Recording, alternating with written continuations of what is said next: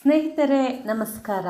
ಇಂದಿನ ಬದುಕಲು ಕಲಿಯಿರಿ ಪುಸ್ತಕದ ಧ್ವನಿ ಸುರುಳಿಯ ಮುಂದುವರೆದ ಭಾಗದಲ್ಲಿ ಶ್ರದ್ಧೆಯೇ ಸಿದ್ಧೌಷಧ ಇದರ ಹಿಂದಿನ ಸಂಚಿಕೆಯನ್ನು ಕೇಳಲು ಡಿಸ್ಕ್ರಿಪ್ಷನ್ ಬಾಕ್ಸ್ನಲ್ಲಿರುವ ಲಿಂಕ್ ಪ್ರೆಸ್ ಮಾಡಿ.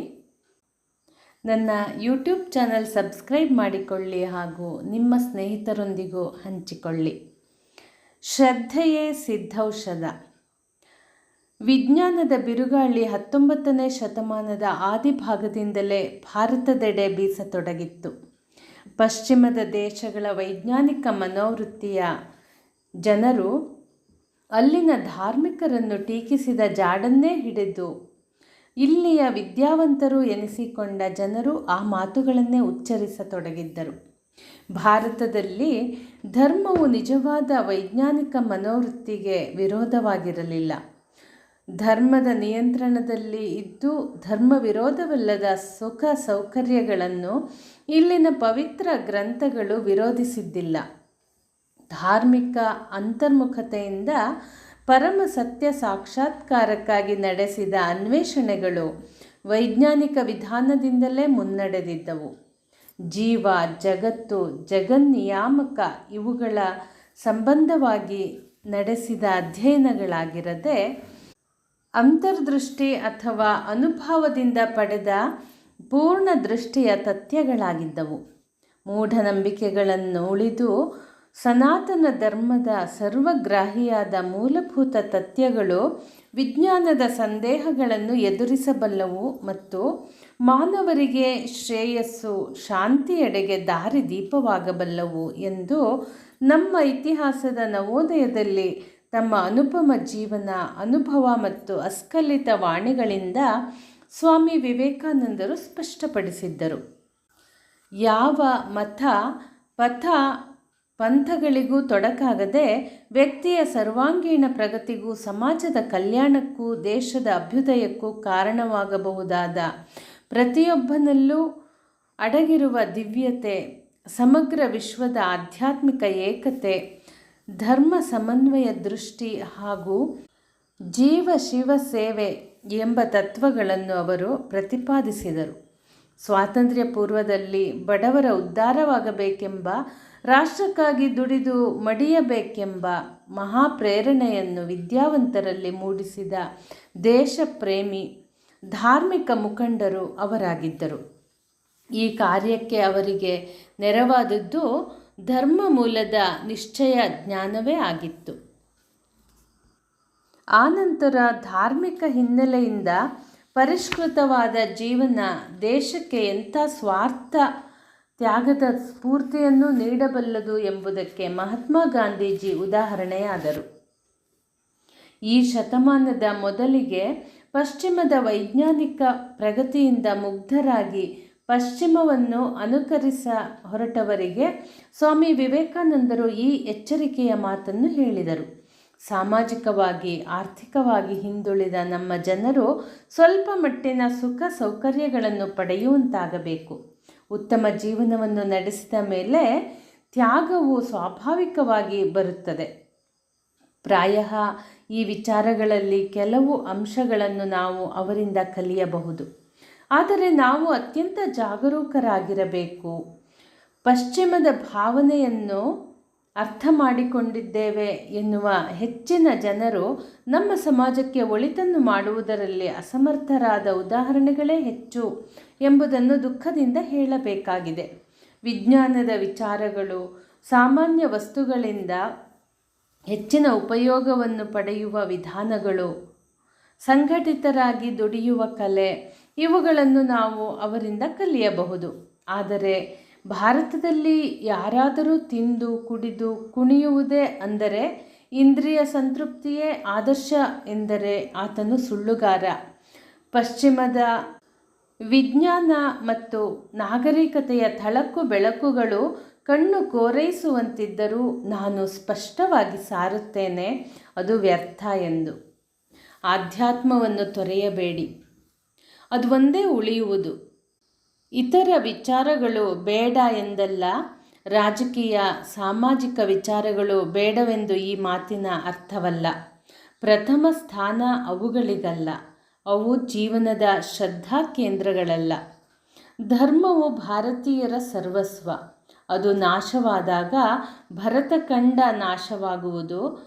ಪ್ರತಿಯೊಬ್ಬರ ತಲೆಯ ಮೇಲೂ ಕುಬೇರನ ಭಂಡಾರದಿಂದ ಹಣವನ್ನು ಸುರಿದರೂ, ಎಷ್ಟೇ ಸಾಮಾಜಿಕ ಸುಧಾರಣೆಗಳನ್ನು ಕೈಗೊಂಡರೂ, ಎಂಥ ರಾಜಕೀಯ ಕ್ರಾಂತಿಯನ್ನು ಮಾಡಿದರೂ ಧರ್ಮವಿಲ್ಲದೆ ಭಾರತ ಉಳಿಯದು. ಧರ್ಮದ ಆದರ್ಶವನ್ನು ಧ್ವನಿಸುವವರು ಭಾರತೀಯ ಧಾರ್ಮಿಕ ಮುಖಂಡರು ಮಾತ್ರ ಎಂಬುದು ತಪ್ಪು ತಿಳುವಳಿಕೆ. ಸಮಗ್ರ ಜಗತ್ತಿನ ಇತಿಹಾಸದ ಮಾರ್ಮಿಕ ವಿಶ್ಲೇಷಣೆಯನ್ನು ಮಾಡಿದ ಆರ್ನಾಲ್ಡ್ ಟೊಯ್ನಬಿ ಇದೇ ಮಾತನ್ನು ಹೇಳಿದರು. ರಾಜಕೀಯ ಮತ್ತು ಆರ್ಥಿಕ ವಿಷಯಗಳಲ್ಲಿ ಆಸಕ್ತಿ ಮಿತಿಮೀರಿ ಬೆಳೆದು ಉಳಿದೆಲ್ಲ ಜೀವನಾದರ್ಶಗಳನ್ನು ಅವುಗಳಿಗೆ ಅಧೀನಗೊಳಿಸುವುದೇ ಎಲ್ಲ ನಾಗರಿಕತೆಗಳ ಅವನತಿಗೆ ಕಾರಣವಾಯಿತು. ಮತಾಂಧತೆಯನ್ನು ತೊಡೆದು ಹಾಕುವ ಪ್ರಯತ್ನದಲ್ಲಿ ಧರ್ಮಶ್ರದ್ಧೆಯನ್ನೇ ನಂದಿಸಿರುವ ಈ ಮನಃಪ್ರವೃತ್ತಿಯು 17ನೇ ಶತಮಾನದಿಂದ ಪ್ರಾರಂಭಗೊಂಡು 20ನೇ ಶತಮಾನದಲ್ಲಿ ಬೇರು ಬಿಟ್ಟು ಇಂದು ಪಾಶ್ಚಾತ್ಯ ಮಹಾಸಮಾಜದ ಎಲ್ಲ ಭಾಗಗಳಲ್ಲೂ ದಟ್ಟವಾಗಿ ವ್ಯಾಪಿಸಿಬಿಟ್ಟಿದೆ. ಈಗೀಗ ಅದರ ಅಪಾಯದ ಬಗೆಗೆ ಅರಿವು ಮೂಡುತ್ತಿದೆ. ಪಾಶ್ಚಾತ್ಯ ಸಮಾಜದ ಆಧ್ಯಾತ್ಮಿಕ ಆರೋಗ್ಯಕ್ಕೆ ಮಾತ್ರವಲ್ಲ, ಅದರ ಭೌತಿಕ ಅಸ್ತಿತ್ವಕ್ಕೂ ಕೂಡ ಬಂದಿರುವ ಎಲ್ಲಕ್ಕಿಂತ ಮಿಗಿಲಾದ ಅಪಾಯವೇ ಅದು. ಅಷ್ಟೇ ಏಕೆ, ಅತಿಯಾಗಿ ಪ್ರಚಾರವಾಗಿರುವ ಯಾವುದೇ ಭಯಾನಕ ರಾಜಕೀಯ, ಆರ್ಥಿಕ ರೋಗಕ್ಕಿಂತಲೂ ಮಾರಣಾಂತಿಕವಾದ ಆಪತ್ತು ಧರ್ಮಶ್ರದ್ಧೆಯ ಅಭಾವ ಎಂಬುದನ್ನು ಅನೇಕರು ಮನಗಾಣುತ್ತಿದ್ದಾರೆ. ಮುಂದಿನ ವಿಷಯ, ವಿಜ್ಞಾನಿಗಳು ಹೇಳುತ್ತಿದ್ದಾರೆ. ನೈತಿಕ ಧಾರ್ಮಿಕ ಮೌಲ್ಯಗಳಿಗೆ ಸ್ಥಾನವಿಲ್ಲದಿದ್ದರೆ ಸಮಾಜದ ಅಧಃಪತನ ಖಂಡಿತ ಎಂಬುದನ್ನು ವಿಜ್ಞಾನಿಗಳು ಹೇಳುತ್ತಿದ್ದಾರೆ.